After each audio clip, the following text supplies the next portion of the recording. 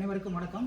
என் பேர் டாக்டர் கார்த்திக். நான் வந்து மயிலாடா கேவிக்கு ஈரோட்டில் வந்து கால்நடை மருத்துவராக வந்து பணிபுரிகிறேன். இன்றைக்கி நம்ம பார்க்க போகிறது பார்த்திங்கன்னா நாட்டுக்கோழி வளர்ப்பு. பொதுவாக இப்போ பார்த்திங்கன்னா நிறைய பேர் வந்து இந்த நாட்டுக்கோழி கறிகளையும் முட்டைகளையும் வந்து ரொம்ப விரும்ப ஆரம்பிச்சிட்டாங்க. ஏன்னா வந்து மக்களுக்கு வந்து ஒரு அவேர்னஸ் வந்துடுச்சு.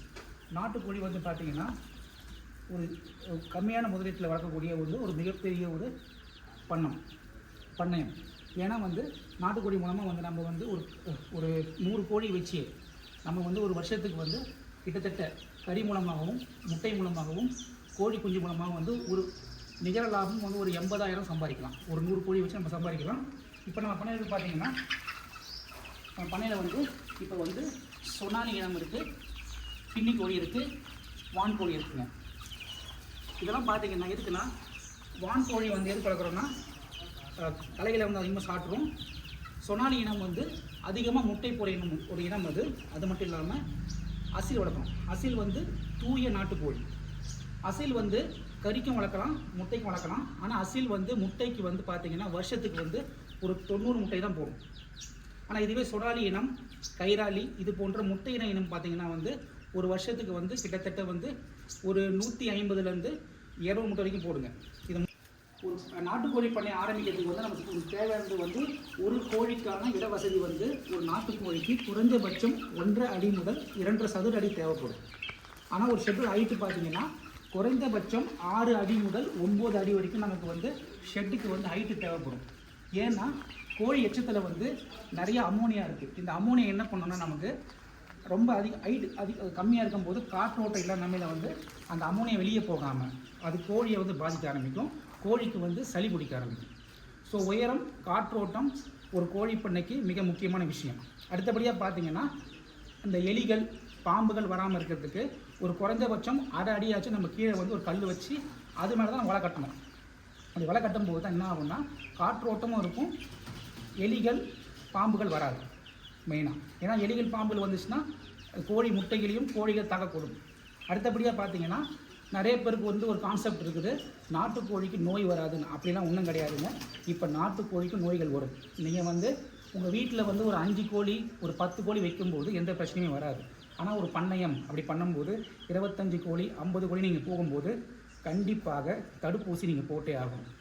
தடுப்பூசி போட்டால் மட்டும்தான் ஒரு பண்ணையத்தை நீங்கள் காப்பாற்ற முடியும். ஏன்னா கோழிக்கு வந்து ஒரு கோழிக்கு நோய் வந்தாலும் எல்லா கோழியும் இறந்துடும்.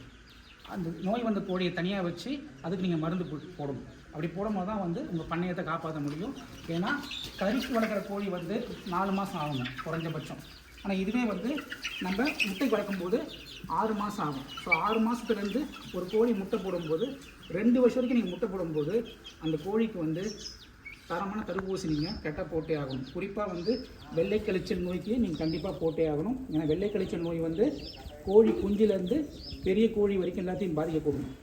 குறிப்பாக நீங்கள் முட்டை போட யூஸ் பண்ணுறீங்க, கோழி குஞ்சு உற்பத்தி பண்ண யூஸ் பண்ணுறீங்கன்னு சொல்லும்போது தடுப்பூசி முக்கியமான விஷயம். ஏன்னா வந்து அப்படி தடுப்பூசி போடுறோன்னா கோழி குஞ்சுகள் இறக்க நேரிடும். அது மட்டும் இல்லாமல் குஞ்சு பொரிக்கும் திறன் கம்மியாகிடும். நீங்கள் வந்து குஞ்சு பொரிக்கிறது வந்து இயற்கை முறையிலையும் பண்ணலாம், இல்லை இன்குபேட்டர் மூலமாக நீங்கள் பண்ண ஆரம்பிக்கலாம். இன்குபேட்டர் மூலம் பண்ணும்போது என்ன ஆகுன்னா உங்களுக்கு முட்டை குஞ்சுகள் கோழி குஞ்சு எண்ணிக்கை ரொம்ப அதிகமாக இருக்கும். நீங்கள் கோழி குஞ்சு விற்பனை பண்ணும்போது உங்களுக்கு அதிக லாபம் கிடைக்கும். உதாரணம், நீங்கள் ஒரு முட்டையாக விற்றீங்கன்னா 10 ரூபா. அதுவே நீங்கள் வந்து ஒரு 21 நாள் அடை வச்சு இன்குபேட்டரில் வச்சு விற்றீங்கன்னா பியூர் நாட்டுக்கோழினா 55 ரூபா ஆகும். ஸோ நீங்கள் வந்து 5 முட்டை வைக்கிற காசை ஒரு கோழி குஞ்சு விற்றுட்டு போயிடலாம். இது ஒரு நாள் குஞ்சுங்க. இதுவே ஒரு நாள் குஞ்சை நீங்கள் வந்து 1 மாதம் வரைக்கும் வளர்த்து தடுப்பூசிலாம் போட்டு விற்றீங்கன்னா 120 ரூபா போடுங்க பியூர் நாட்டுக்கோழி. இது வந்து மாறும். பியூர் நாட்டுக்கோழி தனியாக ரேட்டு வருதுங்க. இதில் வந்து பார்த்திங்கன்னா பண்ணை நாட்டுக்கோழின்னு சொல்லுவாங்க. பண்ணை நாட்டுக்கோழினா கிரிராஜா, வனராஜா. ஸோ கிரிராஜா எதுக்கு யூஸ் பண்ணுறாங்கன்னா அது வந்து பார்க்குறது நாட்டுக்கோழி மாரியே இருக்கும். ஆனால் கறி வந்து சீக்கிரம் வெயிட் வந்துடும். ஒரு 3-4 மாதத்துலேயே வந்து ஒரு 1 கிலோ வெயிட் வந்துடுங்க.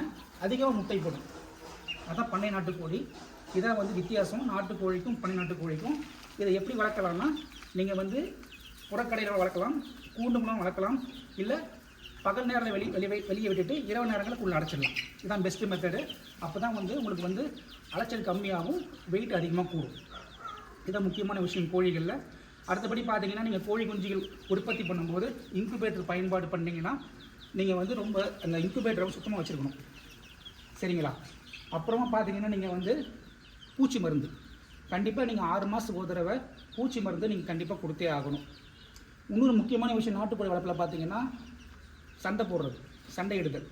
இது வந்து எப்போ ரொம்ப அதிகமாக இருக்குன்னா சேவல் எண்ணிக்கை.